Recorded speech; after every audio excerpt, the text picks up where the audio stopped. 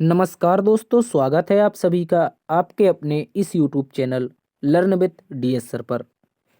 दोस्तों, आज हम देखेंगे उत्तर प्रदेश पुलिस के लिए जीके जीएस की एक इम्पोर्टेंट क्लास, जो कि उत्तर प्रदेश सहित अन्य विभिन्न प्रतियोगी परीक्षाओं में पूछे गए प्रश्नों पर आधारित होगी। तो दोस्तों, ये एक इम्पोर्टेंट क्लास है जिसमें हम जीके जीएस के हिस्ट्री से संबंधित इम्पोर्टेंट 25 प्रश्नों के बारे में जानेंगे। चलिए शुरुआत करते हैं दोस्तों आज की इस क्लास की। तो क्वेश्चन नंबर 1 कहा है हमसे उत्तर प्रदेश के किस नवपाषाणिक पुरास्थल से धान की खेती के साक्ष्य मिले हैं। तो दोस्तों, ये नवपाषाण काल की बात कर रहा है। तो पूछा है कि धान की खेती के साक्ष्य किस स्थान पर मिले हैं। तो इस प्रश्न का सही उत्तर बनेगा कोल्डी हवा। क्या बनेगा दोस्तों? कोल्डी हवा। कोल्डी हवा के बारे में बात करेंगे। ये कहाँ पर पड़ता है? तो ये पड़ता है आपका प्रयागराज में। कहाँ पर पड़ता है दोस्तों? प्रयागराज में पड़ता है। इसको आप लोग अच्छे से याद रखेंगे। और प्रयागराज में एक सभ्यता बनी थी, बेलन घाटी की सभ्यता। ठीक है, कौन सी सभ्यता के नाम से जानते हैं? बेलन घाटी नाम से एक प्रसिद्ध जगह है।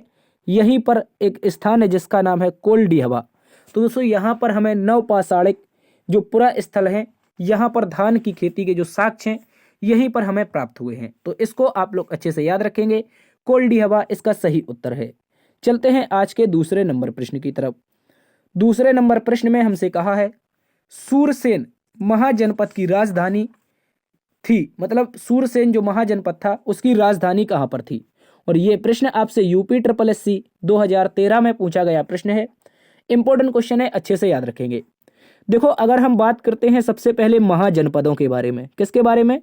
अगर हम बात करेंगे प्यारे दोस्तों महाजनपद के बारे में, तो कुल कितने महाजनपद हुए हैं एंशिएंट में? आप कहेंगे सर 16 हुए हैं। और 16 इन महाजनपदों में अकेले 8 महाजनपद आपके उत्तर प्रदेश में हुए हैं। कहां पर हुए हैं? उत्तर प्रदेश में। तो उत्तर प्रदेश जो पुलिस है, इसमें आपके ये क्वेश्चन यहां से पूछे जा सकते हैं, इसलिए आप लोग अच्छे से याद रखेंगे। 8 महाजनपदों में कौन कौन से महाजनपद थे? एक था कुरु। आप लोग पेन से इसको नोट कर लेंगे, मैं आपको बोल रहा हूं, यहां पर लिख देगा कि एक था कुरु। दूसरे के बाद आपका दूसरा नंबर का जो था वो पांचाल था। पांचाल के बाद जो आपका था वो प्यारे दोस्तों सूरसेन था। कौन था? सूरसेन था। सूरसेन के साथ अगला जो आपका महाजनपद था उसका नाम था वत्स। क्या नाम था प्यारे दोस्तों? वत्स था। वत्स के बाद दोस्तों आपका कौशल था। कौन था? कौशल। कौशल के बाद आपका कौन था? तो आप लोग अच्छे से याद रखेंगे। कौशल के बाद हमारा मल्ल। मल्ल महाजनपद जो कि उत्तर प्रदेश में आता है। इसके अतिरिक्त दोस्तों काशी महाजनपद। काशी महाजनपद भी आपका उत्तर प्रदेश में है। इसके अतिरिक्त एक और याद रखेंगे, चेदी महाजनपद। तो यहां पर आप देखेंगे, अगर इसको काउंट करेंगे, अगर इसको दोस्तों आप लोग काउंट करेंगे तो 1 2 3 4 5 6 7 और 8, देखो 16 महाजनपदों में 8 महाजनपद अकेले उत्तर प्रदेश में थे। तो उन्हीं में से एक महाजनपद है सूरसेन, और वही पूछा है सूरसेन महाजनपद की राजधानी क्या है। तो इंपॉर्टेंट प्रश्न हो जाता है, याद रखेंगे दोस्तों। सूरसेन महाजनपद की अगर बात करते हैं तो इसकी जो राजधानी थी वो आपकी मथुरा थी। क्या थी दोस्तों? आप लोग अच्छे से याद रखेंगे। सूरसेन महाजनपद की जो राजधानी थी वो मथुरा थी। ठीक है, अच्छे से याद रखेंगे। अगर हम बात कर लेते हैं किसके बारे में? अहिछत्र के बारे में। तो अहिछत्र भी एक महाजनपद की राजधानी थी, जिस महाजनपद का नाम था दोस्तों पांचाल। अभी हमने बताया था पांचाल के बारे में। पांचाल की जो राजधानी थी वो अहिछत्र थी। अगर हम बात करते हैं कौशाम्बी के बारे में, किसके बारे में? कौशाम्बी के बारे में। तो कौशाम्बी जो राजधानी थी वो प्यारे दोस्तों वत्स की राजधानी थी। किसकी थी? वत्स की राजधानी थी। तो इसको भी याद रखेंगे। तो सूरसेन की जो राजधानी पूछा है मथुरा सही उत्तर है। चलते हैं अगले प्रश्न की तरफ। अगला प्रश्न क्वेश्चन नंबर 3 कहा है गुप्तकालीन दशावतार मंदिर प्राप्त हुआ है। गुप्त काल का एक प्रमुख मंदिर है, याद रखेंगे। यह उत्तर प्रदेश के किसी स्थान से संबंधित है। तो कहां पर प्राप्त हुआ है ये हमें बताना है। देखो, अगर हम बात करेंगे गुप्त काल के मंदिर के बारे में, तो ये आपका मिला है हमें देवगढ़। कहां पर? ललितपुर में। प्यारे दोस्तों, देवगढ़ नामक स्थान पड़ता है आपका ललितपुर में। ठीक है, कहां पर? ललितपुर। ललितपुर में ही आपका मिला है हमें क्या? गुप्तकालीन दशावतार मंदिर। इंपॉर्टेंट क्वेश्चन है, अच्छे से आप लोग अच्छे से याद रखेंगे। बढ़ते हैं आज के अगले प्रश्न की तरफ। अगला प्रश्न प्यारे दोस्तों क्वेश्चन नंबर 4। क्वेश्चन नंबर 4 कहा है अशोक स्तंभ पर हरिशेन द्वारा रचित समुद्रगुप्त का प्रशस्ति लेख प्राप्त हुआ है। कहां से प्राप्त हुआ है हमें यह बताना है। तो अशोक स्तंभ जो कि हमें कहां पर मिला था? प्रयाग में मिला था। उसी स्तंभ पर क्या हुआ है दोस्तों, हरिशेन के द्वारा समुद्रगुप्त के क्या प्रसन्नता में कुछ लेख लिखे गए हैं, और उन लेखों को क्या कहा जाता है, इसको दोस्तों कहा जाता है प्रशस्ति, समुद्रगुप्त का प्रशस्ति, या फिर दोस्तों इसी को कहा जाता है प्रयाग प्रशस्ति। क्या कहा जाता है, प्रयाग प्रशस्ति। तो ये आप लोग अच्छे से याद रखेंगे। इसके अतिरिक्त समुद्रगुप्त का प्रशस्ति, प्रयाग प्रशस्ति, या फिर दोस्तों इसी को कहते हैं इलाहाबाद का प्रशस्ति। क्या कहते हैं, इलाहाबाद प्रशस्ति। तो इनमें से आप लोगों को कोई भी एग्जाम में पूछा जाए याद रखना है आपको।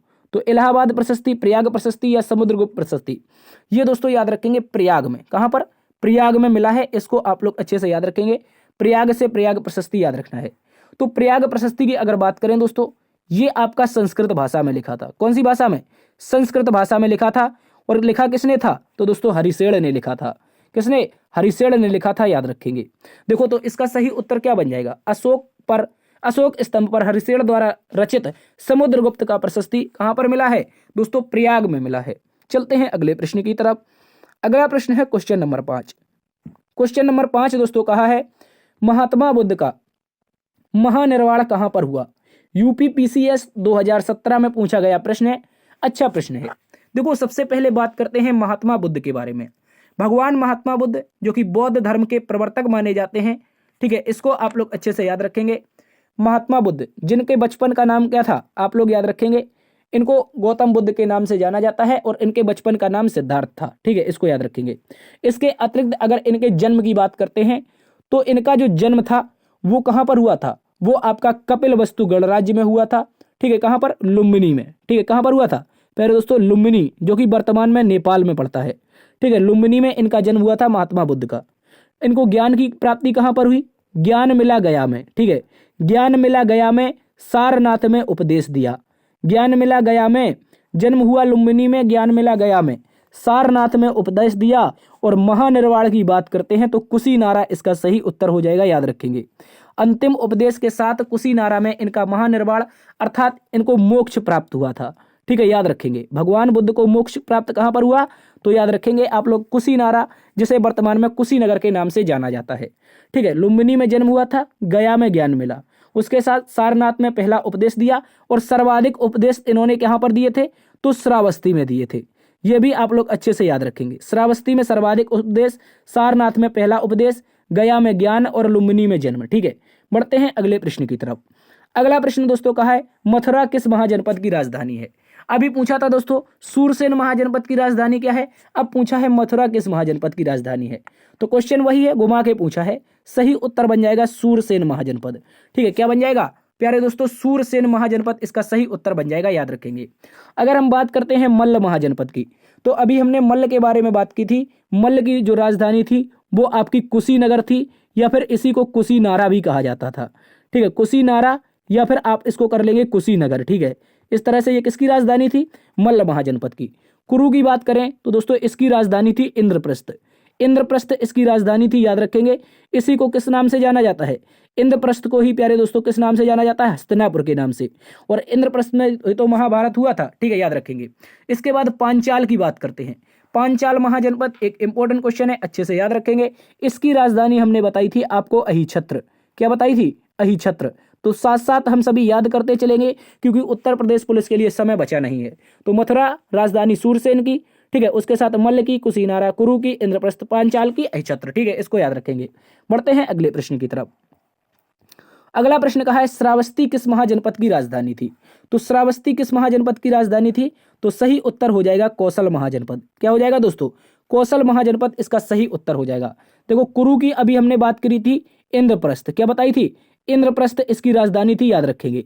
इसके साथ अगर चेदी की बात करें, अगर हम बात करते हैं चेदी की, तो इसकी राजधानी है प्यारे दोस्तों सूक्तिमती। क्या है, सूक्तिमती इसकी राजधानी है, ये भी याद रखेंगे। बात करते हैं वत्स की, वत्स की अगर बात करते हैं तो वत्स की राजधानी प्यारे दोस्तों कौशाम्बी हो जाएगी। तो एक बार फिर से हमारे साथ रिपीट करेंगे आप लोग। देखो श्रावस्ती राजधानी थी कौशल महाजनपद की, कुरु की इंद्रप्रस्थ, चेदी की सूक्तिमती, वत्स की कौशाम्बी, ठीक है, अच्छे से याद रखेंगे। चलते हैं अगले प्रश्न की तरफ। अगले प्रश्न पर कहा है, हर्षवर्धन के समय कन्नौज कहलाता था। जब हर्षवर्धन राजा थे कन्नौज के, तो इस समय कन्नौज का नाम क्या था। तो दोस्तों याद रखेंगे, इस समय कन्नौज का नाम था महादेवश्री। क्या नाम था प्यारे दोस्तों, एक इंपॉर्टेंट क्वेश्चन है, अच्छे से याद रखेंगे। जब कन्नौज में राजा कौन थे, आप लोग अच्छे से याद रखेंगे, आपके हर्षवर्धन राजा थे। तो कन्नौज का जो नाम था वो क्या था, महादेवश्री, महादेवश्री। ठीक है, इस तरह से आप लोग अच्छे से याद रखेंगे। ठीक है, बढ़ते हैं अगले प्रश्न की तरफ। अगला प्रश्न कहा है कुशीनगर किस गणराज्य की राजधानी थी। तो अभी देखो बात करी थी हमने कुशीनगर राजधानी के बारे में, तो जो कुशीनगर थी वो दोस्तों मल्ल गणराज्य की, किसकी, मल्ल गणराज्य की राजधानी थी। आप लोग अच्छे से याद रखेंगे। ठीक है, मल्ल गणराज्य की राजधानी क्या हो जाएगी, कुशीनगर। अगर बात करेंगे बज्जी की राजधानी क्या थी, ये आप लोग कमेंट बॉक्स में छाप के बताएंगे। लिच्छवी की राजकुमारी कौन थी, ये आप लोग छाप के बताएंगे। चलते हैं अगले प्रश्न की तरफ। अगला प्रश्न है कौशल महाजनपद की राजधानी क्या थी। तो कौशल की महाजनपद की अगर बात करेंगे तो इसकी अभी हमने बात की थी। कौशल की जो प्यारे दोस्तों राजधानी हो जाएगी वो श्रावस्ती हो जाएगी। क्या हो जाएगी, श्रावस्ती, या फिर दोस्तों इसी को कहीं कहीं साकेत के नाम से भी जाना जाता है। तो साकेत प्यारे दोस्तों या श्रावस्ती कौशल महाजनपद की राजधानी हो जाएगी। बढ़ते हैं अगले प्रश्न की तरफ। अगला प्रश्न कहा है मध्य पाषाण युग में सर्वाधिक साक्ष्य कहां पर मिले हैं। मध्य पाषाण युग में आपके सर्वाधिक साक्ष्य कहां पर मिले हैं, तो ये बताना है। तो दोस्तों अगर बात करेंगे इस प्रश्न की, इसका सही उत्तर हो जाएगा सरायनाहर। सरायनाहर में दोस्तों आपको मध्य पाषाण काल के सर्वाधिक साक्ष्य मिले हैं और यहाँ पर एक साथ आपको 1500 प्राप्त हुए हैं। क्या हुए हैं दोस्तों, जब यहाँ पर उत्खनन हो रहा था तो दोस्तों यहाँ पर 15 समाधान एक साथ प्राप्त हुए हैं। मृतक का सिर पश्चिम दिशा में था, इसको भी आप लोग अच्छे से याद रखेंगे। ठीक है, तो मध्य पाषाण में सर्वाधिक साक्ष्य कहां पर, सरायनाहर। बढ़ते हैं अगले प्रश्न की तरफ। अगला प्रश्न कहा है पांचाल महाजनपद के उत्तरी क्षेत्र की राजधानी क्या थी। तो पांचाल की अभी हमने बात की थी प्यारे दोस्तों, क्या थी, आप कहेंगे सर अहिछत्र। पांचाल की जो राजधानी थी वो आपकी अहिछत्र थी। कौशाम्बी की राजधानी क्या थी, अभी बात की थी। कौशाम्बी किसकी राजधानी थी, तो आप कहेंगे वत्स की राजधानी थी। किसकी राजधानी थी प्यारे दोस्तों, ये वत्स जो राज्य था इसकी राजधानी थी। मथुरा किसकी थी, सूरसेन की राजधानी थी। किसकी, सूरसेन की। श्रावस्ती किसकी राजधानी थी, श्रावस्ती या साकेत किसकी राजधानी थी, ये राजधानी थी प्यारे दोस्तों आपकी कौशल प्रदेश की। जहां से भगवान राम का उद्गम हुआ है कौशल प्रदेश से, वहीं से दोस्तों ये राजधानी आपकी श्रावस्ती या साकेत सही उत्तर है। बढ़ते हैं आज के अगले प्रश्न की तरफ। अगला प्रश्न, तो यहाँ पर कुछ हमसे कथन दिए गए हैं, इन पर विचार करना है कौन से कथन सही हैं कौन से कथन गलत हैं। तो सबसे पहले कथन का निम्नलिखित कथनों पर विचार कीजिए। क्या करना है, कथनों पर विचार करना है। तो पहला नंबर कथन लिखा है पुरा पाषाण काल के अधिकांश उपकरण क्वार्टाइज पत्थरों से निर्मित थे। पुरा पाषाण काल के अधिकांश जो उपकरण थे, जो हथियार थे, वो किससे थे, क्वार्टाइज पत्थरों से निर्मित थे। दूसरे में कहा है सरायनाहर से 15 समाधान प्राप्त हुए हैं।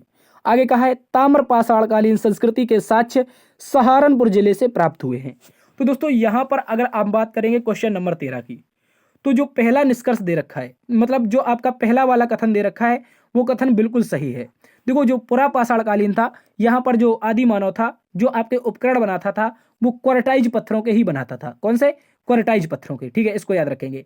इसके अभी हाल पीछे क्वेश्चन कराया था इसके अतिरिक्त कि सरायनाहर से हमें 15 समाधान प्राप्त हुए हैं जो कि मध्यकाल से संबंधित हैं। ठीक है, उसके बाद देखो ताम्र पाषाणकालीन संस्कृति के साक्ष्य सहारनपुर में मिले हैं और इसके साथ साथ प्यारे दोस्तों कहां पर, मेरठ में भी मिले हैं।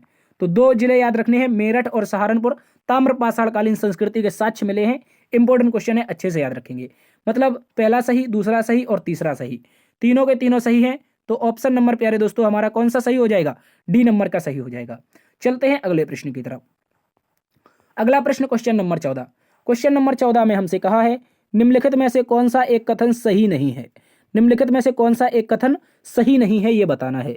तो देखो कहा है उत्तर वैदिक कालीन सभ्यता का मुख्य केंद्र उत्तर क्षेत्र था, यानी कि उत्तर प्रदेश का क्षेत्र था जो उत्तर वैदिक कालीन सभ्यता थी। तो दोस्तों याद रखेंगे जो उत्तर वैदिक कालीन सभ्यता थी इसका जो मुख्य क्षेत्र था वो कौन था, तो आप लोगों को अच्छे से याद रखना है, ये हो जाएगा हमारा कौन सा, उत्तर प्रदेश का जो क्षेत्र था ये मुख्य था। इसके अतिरिक्त कुषाण काल में मथुरा जैन धर्म का एक प्रसिद्ध केंद्र था। जो कुषाण वंश था प्यारे दोस्तों, एक बात याद रखनी है, जो कुषाण वंश था, कुषाणों की जो राजधानी थी एक मथुरा भी थी। तो मथुरा में ये लोग जैन धर्म को बहुत ज्यादा क्या करते हैं, प्रचार प्रसार करते हैं, कुषाण। ठीक है, इसके अतिरिक्त कहा है राज्य में मथुरा सोंख नामक स्थल की खुदाई में कुषाणकालीन मंदिर मिला है। देखो जो अपना उत्तर प्रदेश है, यहाँ पर जो मथुरा डिस्ट्रिक्ट है वहां पर सोंख नामक एक स्थल पड़ता है। कौन सा, सोंख नामक स्थल। तो यहाँ पर जब खुदाई हुई थी तो एक कुषाणकालीन मंदिर मिला था। तो ये भी सही उत्तर है। ठीक है, मतलब 3 सही हो चुके हैं, पहला, दूसरा और तीसरा। आगे का है सारनाथ में धर्मराज का स्तूप का निर्माण पुष्यमित्र शुंग द्वारा करवाया गया है।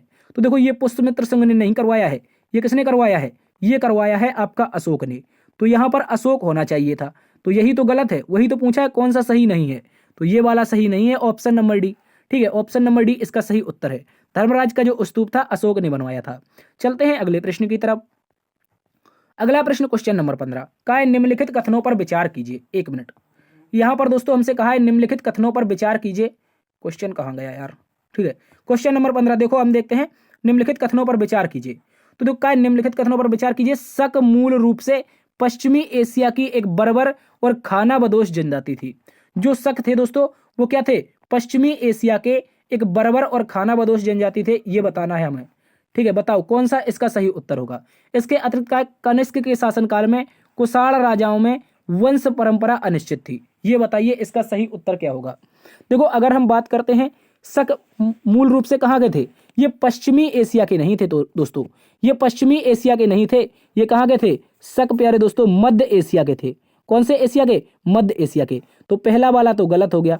और कनिष्क के शासनकाल में कुषाण राजाओं की वंश परंपरा अनिश्चित थी, तो ये सही उत्तर है। ठीक है, इसको आप लोग अच्छे से याद रखेंगे। तो इसका मतलब क्या बनेगा, केवल 2 अनुसरण करता है, केवल 2 वाला जो कथन है वो हमारा सही उत्तर है, याद रखेंगे। बढ़ते हैं अगले प्रश्न की तरफ। अगला प्रश्न कहा गया है 16वें नंबर का क्वेश्चन। 16वें नंबर में कहा है निम्नलिखित को सुमेलित कीजिए।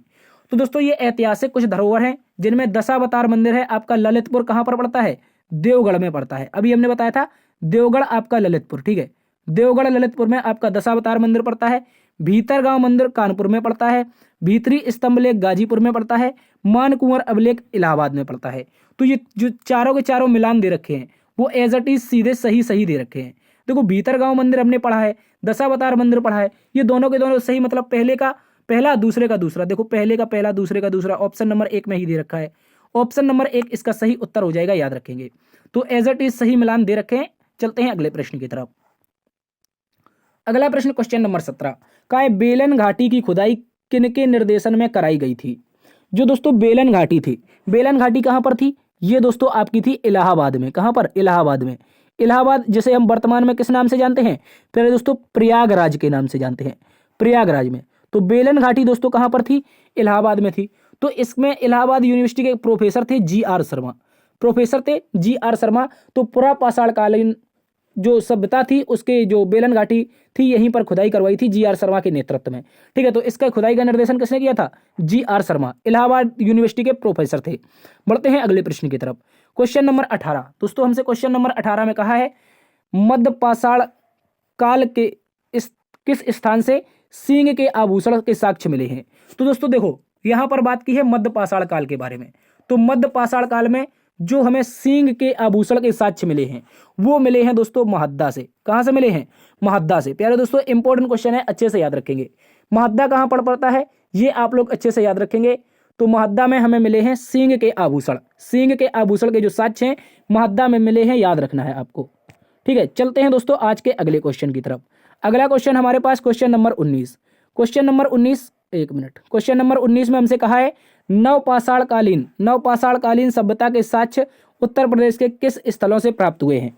तो नवपाषाणकालीन जो सभ्यता है यहाँ पर देखो बेलन घाटी, इलाहाबाद, सोनभद्र, प्रतापगढ़, ये तीनों के तीनों स्थान सही उत्तर हो जाएंगे। देखो इलाहाबाद में कौन स्थान था, हमने पहले क्वेश्चन में बात की थी कोल्डी हवा के बारे में। किसके बारे में, कोल्डी हवा इलाहाबाद में था। इसके अतिरिक्त सोनभद्र में कौन सा स्थान था, सोनभद्र में आपका स्थान था कौन सा, याद रखेंगे महगड़ा। कौन था, महगड़ा स्थान था। ठीक है, इस तरह से महगड़ा। और प्रतापगढ़ में कौन था, पंचो स्थान। ठीक है, पंचो स्थान। तो इन सभी स्थानों पर क्या मिले हैं, नवपाषाणकालीन सभ्यता के साक्ष्य मिले हैं। मतलब ऑप्शन नंबर बा इसका सही उत्तर, मतलब डी वाला जो ऑप्शन है वो इसका सही उत्तर हो जाएगा, याद रखेंगे। चलिए चलते हैं दोस्तों आज के अगले प्रश्न की तरफ। अगला क्वेश्चन नंबर 20 है। क्वेश्चन नंबर 20 में कहा है सेंधव सभ्यता का सबसे पश्चिमी पुरास्थल आलमगीरपुर किस नदी के किनारे स्थित है। तो देखो सबसे पश्चिमी नहीं होगा यार, यहां पर होगा सबसे पूर्वी। उत्तर प्रदेश का सबसे पश्चिमी स्थान है, जबकि दोस्तों जो सिंधु सभ्यता है उसका सबसे पूर्वी स्थल है। ठीक है, तो आलमगीरपुर जो है ये आपका किस नदी के किनारे है, प्यारे दोस्तों हिंडन नदी के किनारे है। कौन सी नदी हो जाएगी, हिंडन नदी इसका सही उत्तर है। आलमगीरपुर पड़ता है आपका हिंडन नदी के किनारे। और कौन से राज्य, कौन से डिस्ट्रिक्ट में है, तो आप लोग इसको कमेंट बॉक्स में छाप के बताएंगे, ठीक है। ये मेरठ में पड़ता है। बढ़ते हैं अगले प्रश्न की तरफ। क्वेश्चन नंबर 21 कहा है, 6ठी शताब्दी ईसा पूर्व में उत्तरी भारत के विभाजन में 16 महाजनपदों में से कितने महाजनपद उत्तर प्रदेश में स्थित थे। तो दोस्तों अभी हमने बात की थी, जो टोटल 16 महाजनपद थे उनमें से 8 कहां पर थे, अपने यूपी में। 8 कहां पर, यूपी में, ठीक है। चलते हैं अगले प्रश्न की तरफ। अगला प्रश्न क्वेश्चन नंबर 22 का है, जैन धर्म के 23वें तीर्थंकर पार्श्वनाथ का जन्म राज्य के किस जिले में हुआ था। यूपीपीएससी 2015 क्वेश्चन पूछा गया है। जो पार्श्वनाथ थे, कौन थे, जो पार्श्वनाथ थे, पार्श्वनाथ का जन्म कहां पर हुआ था, तो प्यारे दोस्तों याद रखेंगे वाराणसी में हुआ था। कहां पर, वाराणसी में। 23वें तीर्थंकर पार्श्वनाथ थे, जिन्हें हम दोस्तों सर्पों का देवता कहते हैं। क्या कहते हैं, सर्पों का देवता। उसके साथ साथ याद रखना है आपको 24वें एवं अंतिम तीर्थंकर के बारे में। ये आपके दोस्तों महावीर स्वामी थे। कौन थे, महावीर स्वामी, ठीक है। महावीर स्वामी ये आपके क्या थे, ये भी प्रवर्तक थे जैन धर्म के, ठीक है। इनको भी याद रखना है। 24वें तीर्थंकर थे एवं अंतिम तीर्थंकर, ठीक है। प्रथम आपके ऋषभदेव थे। चलते हैं अगले प्रश्न की तरफ। क्वेश्चन नंबर 23 कहा है हमसे, भारत के किस प्रदेश में बौद्ध धर्म का पालना कहा जाता है। देखो जो आपका बौद्ध धर्म है, बौद्ध धर्म का जो पलना, बौद्ध धर्म का जोरों शोरों से जो विकास हुआ है वो कौन से प्रदेश में हुआ है, तो इसका सही उत्तर हो जाएगा हमारा उत्तर प्रदेश। क्या हो जाएगा, अपना उत्तर प्रदेश इस प्रश्न का सही उत्तर है, याद रखेंगे। और यूपी लेखपाल 2016 में यह प्रश्न पूछा गया था। चलते हैं अगले प्रश्न की तरफ। अगले प्रश्न में दोस्तों कहा है, मथुरा के शौख नामक स्थल में खुदाई से किस काल के मंदिर मिले हैं। तो अभी हमने कथन पर विचार करने वाला जो क्वेश्चन किया था उसमें लिखा था मथुरा के शौख नामक स्थल पर खुदाई हुई थी, तो उसमें दोस्तों आपके कुषाण कालीन मंदिर मिले थे। कुषाणों की एक राजधानी थी मथुरा, कुषाणों की एक राजधानी थी मथुरा, ठीक है। तो दोस्तों याद रखेंगे यहां पर आपके कुषाण कालीन क्या मिले थे, आपके ये मंदिर मिले थे, ठीक है। इस तरह से अच्छे से याद रखेंगे। तो आज की क्लास प्यारे दोस्तों यहीं पर समाप्त होती है। आशा करते हैं आज की क्लास आपको पसंद आई होगी। यदि दोस्तों आज की क्लास पसंद आई है तो आप एक बार से सेशन को लाइक कर दीजिए, दोस्तों में सेशन को शेयर कर दीजिए, और अभी तक अपने चैनल को सब्सक्राइब नहीं किया तो आप इसको निरंतर इस तरह की क्लासेस के लिए अपने चैनल को सब्सक्राइब कर लीजिए। Thanks for watching. देखते रहिए आपका अपना परिवार लर्न विद DS सर। मिलते हैं एक नई वीडियो में, तब तक के लिए अपना ख्याल रखना। जय हिंद, जय भारत।